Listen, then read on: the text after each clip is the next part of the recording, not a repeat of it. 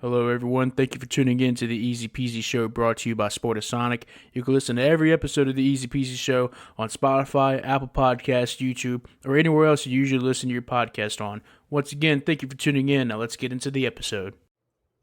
Hey, good morning, everybody. This is Peyton back with another episode of the Easy Peasy Show. Zach will not be able to join us today as he is busy. He's getting ready for a trip that he's making this weekend, so it'll just be me tonight. Um, and Yeah, so we'll get right into it. Obviously, big week in college football this weekend. I had a few games circled. Utah and Oregon State being one. So I was wrong on that one. I believe I did predict Utah to overcome not having Cam Rising. Obviously, they were not able to do so. Oregon State pretty much dominated that game, although the score might not even indicate it. It was not as close as the score indicated. Oregon State completely and utterly dominated Utah. And that just goes to show Utah desperately needs Cam Rising back now. Still in a good spot for the playoffs. They still control their own destiny, I believe, in the playoffs. They just got to win out, and that's going to be very tough to do in that conference. Being that it's probably the biggest, it's probably the best conference in football right now. But yeah, they're not going to be able to win out unless they have Cam Rising back, probably immediately this week. So, uh, yeah, looking forward to having Cam Rising back finally after I've been talking about it for about 4 weeks now. So yeah. But moving on, Florida and Kentucky. Kentucky was favored by a point, and they absolutely dominated Florida. They blew them out. Look, Florida just did not look good at all offensively. They didn't look good defensively. Kid from Kentucky had like 275 yards of rushing. I mean, he just tore them apart. Kentucky just completely outmatched, outclassed Florida. And it's interesting because, man, Kentucky might be the best team in the East. Um, Yep, Missouri up there. Missouri's a good team. Georgia obviously is number one right now, but they did not look good against a bad Auburn team. So something to kind of keep a out on Kentucky in the East. Yeah, just completely outclassed Florida there. Moving on to my next game that we had circled, A&M in Arkansas. I thought it was going to be a little bit closer. A&M pretty much controlled that game.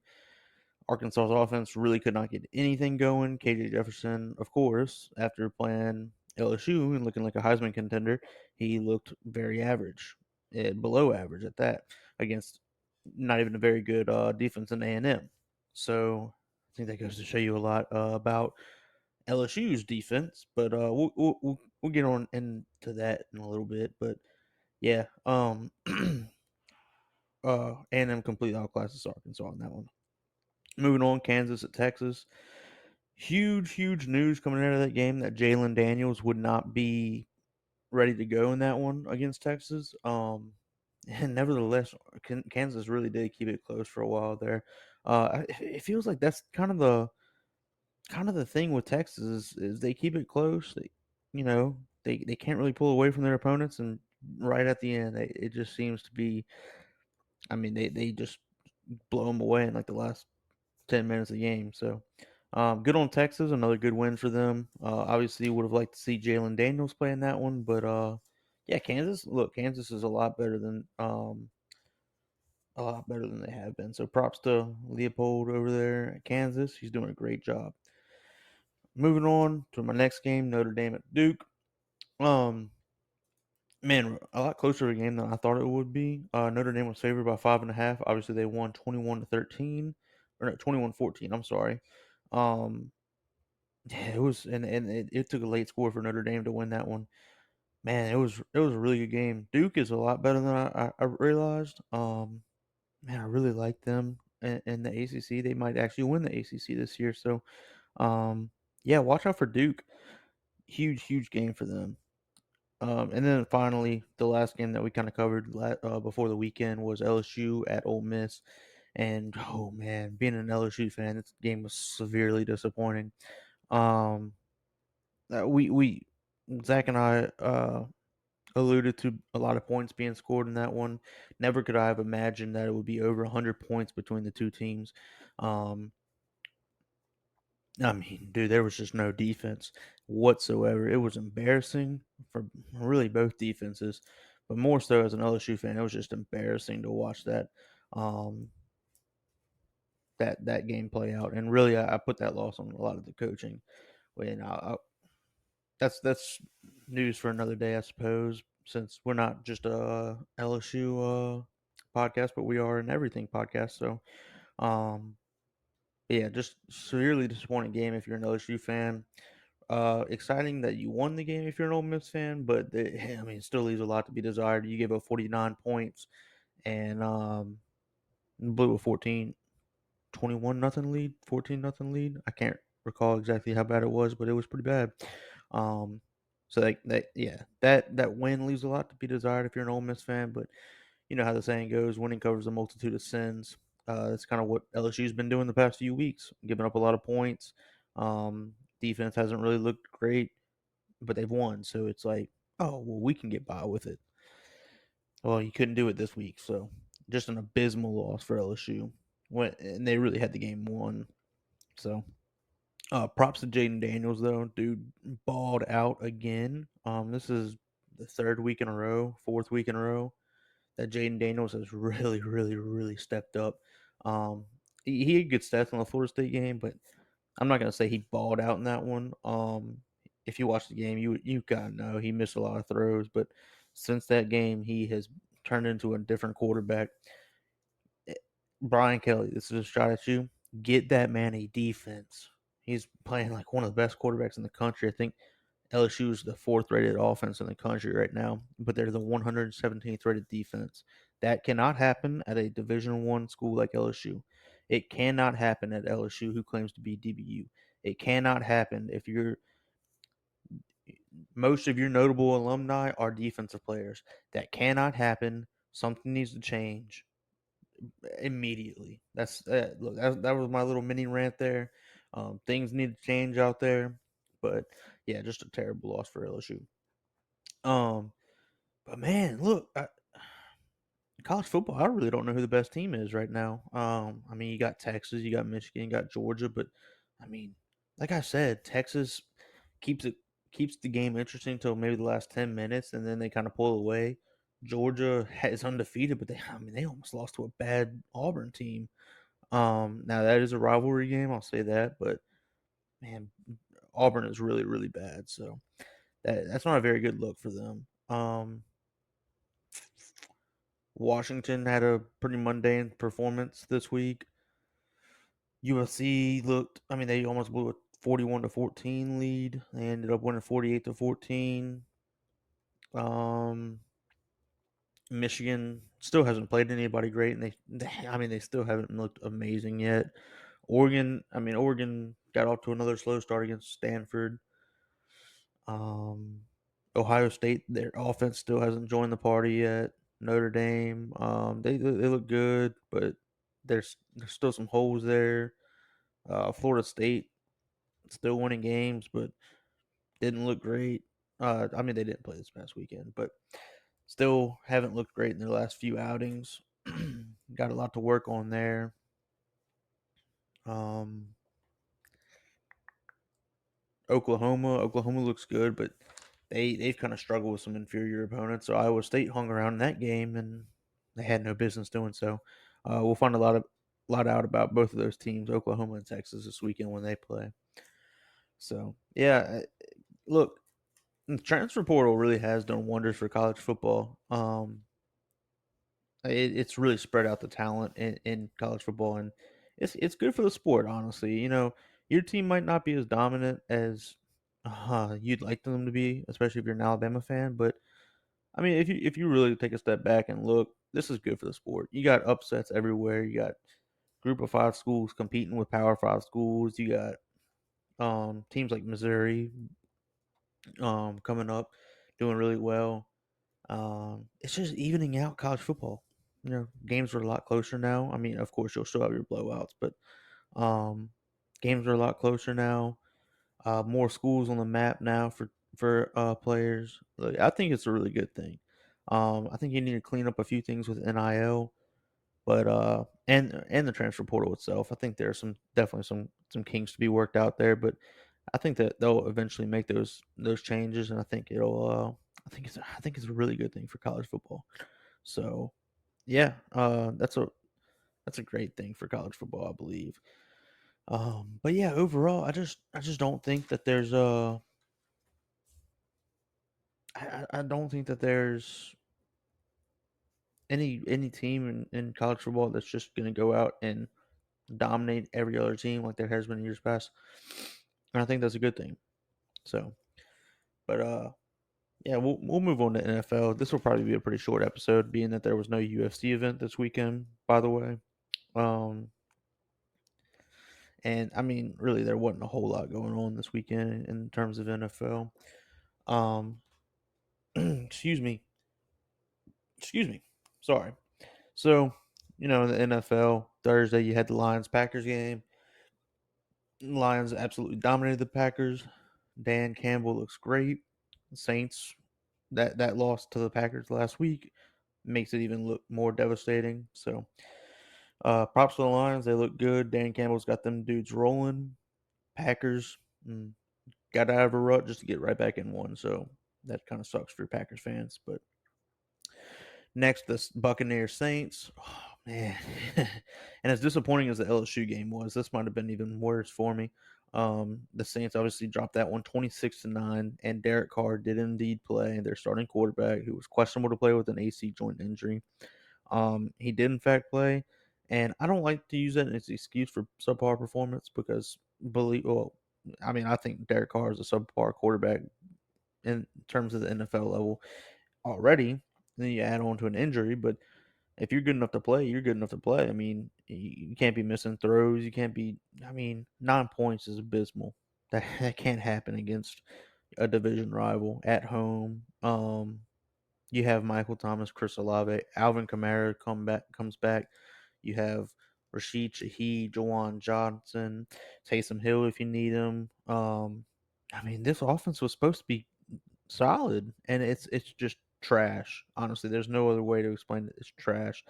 Even Alvin Kamara in the post game speech, he was saying we need to have some pretty difficult conversations, um, and that speaks volumes to me. There's a lot to be said about the Saints' offense and their defense. Finally, kind of their backs finally broke. They've been on the field a lot this year. Offense just hasn't been able to sustain drives like you'd like them to. I think, obviously with more film, people are going to start kind of figuring out the defense. Even though it's a very good defense, it can only hold up for so long. So, but yeah, the Saints lose to a division rival in the Tampa Bay Buccaneers and Baker Mayfield 26-9. Just a head scratcher, embarrassing loss for the Saints. If they even want to make the playoffs at this point, they really got to figure some things out. They got to have, like Alvin Kamara said, they got to have a lot of tough conversations. Because right now, with this offense, I don't see an avenue for them to make the playoffs. So, moving on from that game, you got the game in London, the Jaguars and Falcons, and I won't cover this one too long. It was pretty one sided as well. Jaguars dominated the Falcons. Most exciting part about this game was that it was broadcast on the Toy Story live stream, which was interesting. I'll put it that way.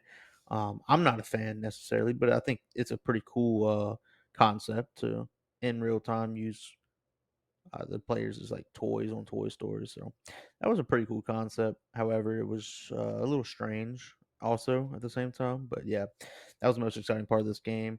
Trevor Lawrence balled. Desmond Ritter sucks. I think he had two really, really poor interceptions. Uh, and yeah, the Jaguars look to get back on track there. Moving on, I would say a shock, but it's not really a shock. Because I think Zach and I both called this going this way, but the Bills do beat the Dolphins 48-20, showing that this is still their division. The East still runs through Buffalo.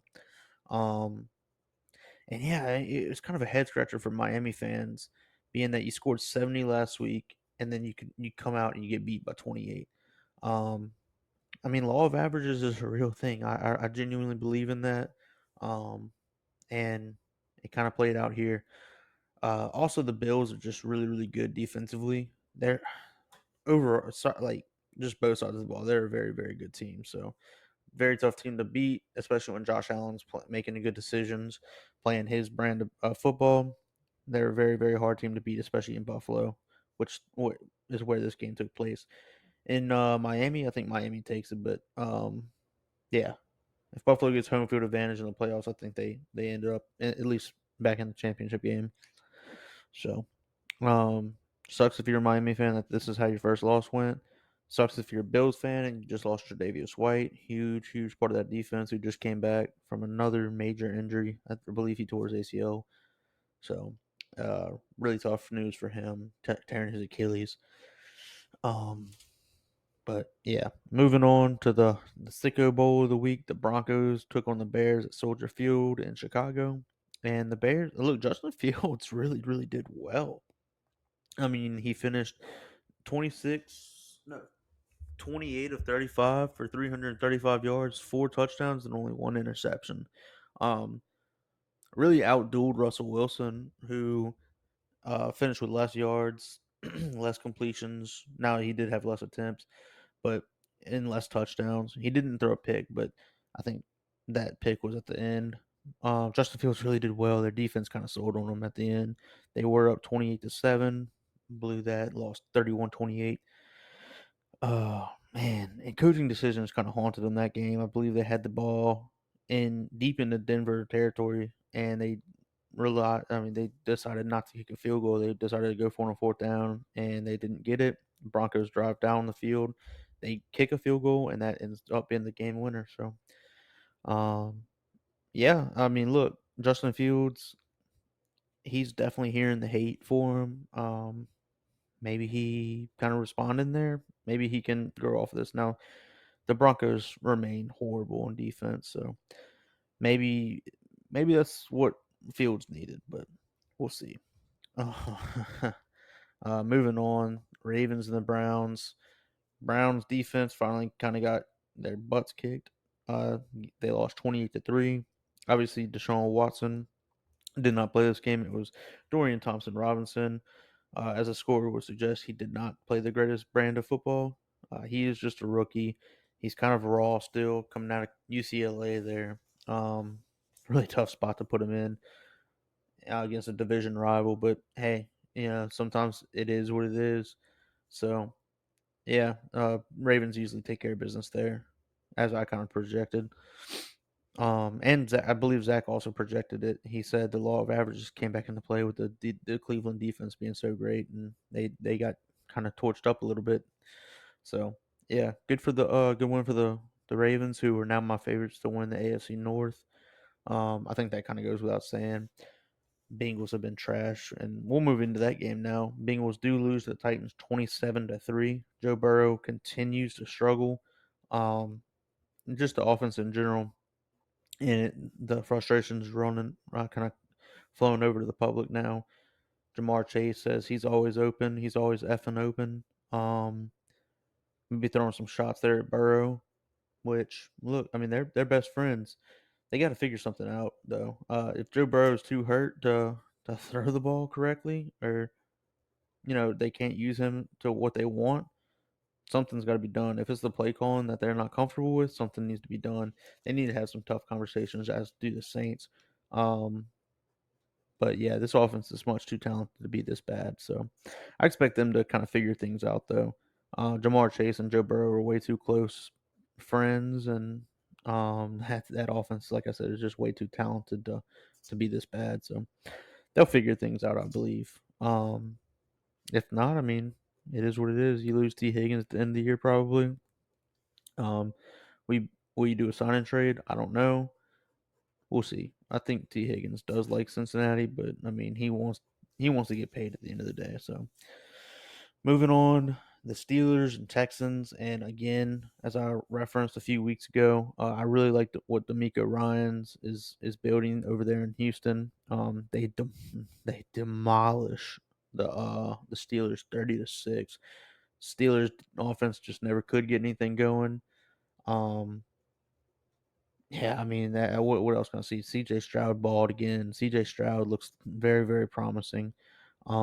I think the Panthers are kind of kicking themselves for taking Bryce Young number 1 overall now.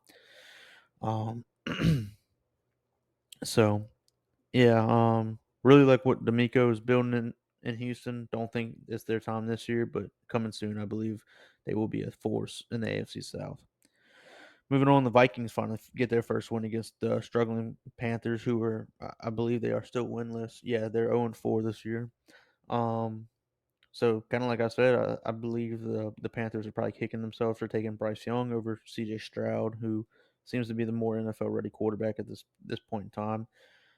Vikings still kind of struggled a little bit. They did win 21-13. Kirk Cousins, there was a bad pick six though in the first quarter. And they just still don't look like they're in rhythm. Jefferson did have a pretty big day, 2 touchdowns on the day. So good for Justin Jefferson, kind of balling out of that level again, like we've come to expect Justin Jefferson to do. So good for him. Moving on, kind of a shocking game. Rams were up big on the Colts, blew the lead, but then came back in overtime and ended up outlasting them. I believe it was 23-0 at one point in the third quarter, and the Colts came storming back. Did end up tying the game, bringing it to overtime, and then Matthew Stafford on one leg led the game-winning drive for the Rams. So good on Matthew Stafford. Really like Matthew Stafford. Always have been a fan of his. Really tough guy. Guts it out.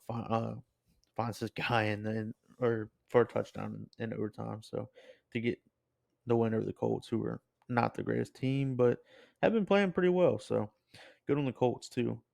I think they made the right pick in Anthony Richardson, which I was very critical of. But I'll eat my crow. Moving on from that game, Commanders and Eagles. Another very competitive game that went to overtime. Commanders have been a little bit surprising this year. They've played a really good brand of football here. Um, Seeing with Sam Howell this year, it's really promising if you're a Washington fan. He's still got a pretty good core around him. Could get better. Um, Defensively, you could be a little bit better, but I think they'll get there. I think they're still pretty banged up. So Eagles are still a very good team. They're now 4-0 on the year. Still don't think they're the best team in the NFC, but they're definitely up there. I mean, obviously they're one of the last 2 teams in the NFL that's undefeated. Um, yeah, still playing a really good brand of football. Moving on from that, the Chargers and Raiders.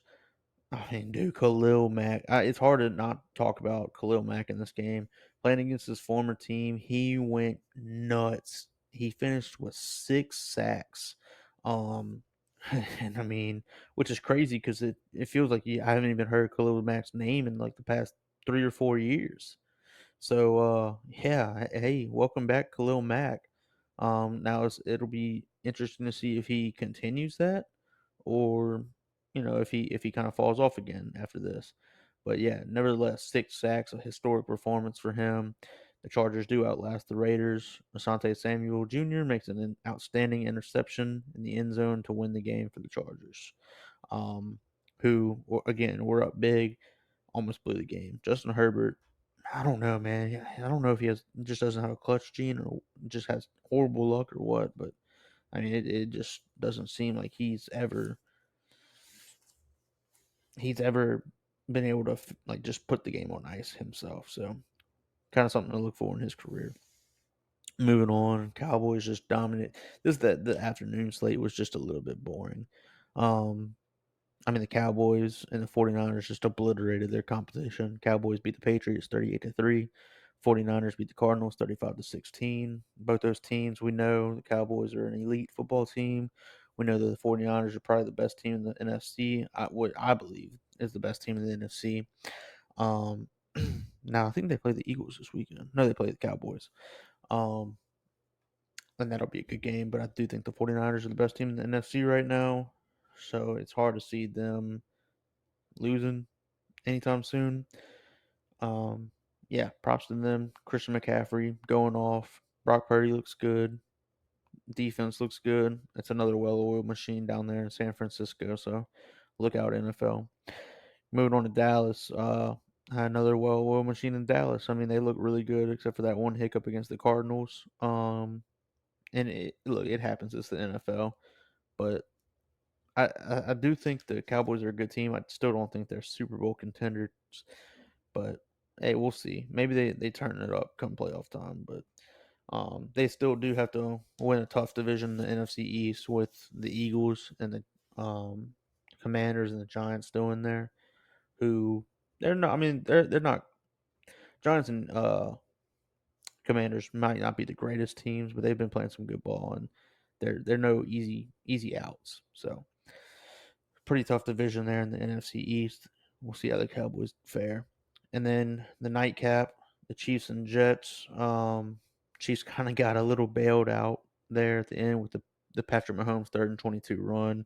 Looks like the refs missed a massive holding call right there on Jermaine Johnson. For Jermaine Johnson, the Jets edge rusher. Looks like he was held pretty bad. Patrick Mahomes opened up a huge hole for Patrick Mahomes to then run about 25 yards for the 3rd and 22 conversion. Um, Nevertheless, even with the hold, Jets, you can't allow that to happen. I know you were. It looked like you were in man to man, and corners and safeties backs returned to the guys, but you just can't. 22 yards is unbelievable. You can't allow that. But hey, the Zach Wilson looks really, really good. I think he's growing. I think the confidence that his coach has kind of instilled in him is huge for him. Saying that they'll roll with Zach Wilson instead of anybody else. They're comfortable with Zach Wilson. I think that's good for him. Look, I like seeing this. Maybe he gets a second chance and he makes the most of it. And then tonight, of course, is the Seahawks Giants game. Jamal Adams making his return for the Seahawks. And back in the Big Apple in New York against the Giants. So, um, our prediction for this game is probably going to be the Seahawks to win it. Um, I'm just not sold on the Giants. So I know I said they've been playing some good ball, but I don't think Saquon Barkley's playing. It's just uphill battle for him. So, yep, give me the Seahawks on that one. And yeah, I think that's all the NFL games that were this week. Uh, Some other news that broke: Jrue Holiday now going to the Celtics, which was kind of a surprise to me. I figured he'd go to the Heat, and it did come out today that the Heat did offer for Jimmy Butler, but they instead chose the Celtics offer. So maybe some bad blood between Portland and Miami. I don't know. Um, That's the second time they've kind of ignored their trade details. So yeah, good for the Blazers getting Malcolm Brogdon and Robert. I'm drawing a blank, but I think Robert Williams. Robert Williams. Sorry. And I think they're going to move Malcolm Brogdon again. So maybe some more changes coming there for Portland, and maybe they're trying to make themselves a contender this year. I don't know. So we'll see about that one. Bucks and Celtics are going to be very competitive this year. I think they both have really, really good lineups. So yeah, best of luck to those two teams. Other than that, I think that's about it for our recap. I know it was a pretty short episode today. Sorry we didn't have Zach, and I think next time we'll go over our winners and losers for the weekend and get more in depth. And I think there's a UFC event this weekend, so we'll go into that, talk about some other things, and yeah, get back to our kind of our regular scheduled program. So, but yeah, thanks for everybody for tuning in. I know, like I said, I know it was a short episode, but glad to have you nevertheless. Just a pretty quick rundown of what happened this weekend, and yeah, thank you all again.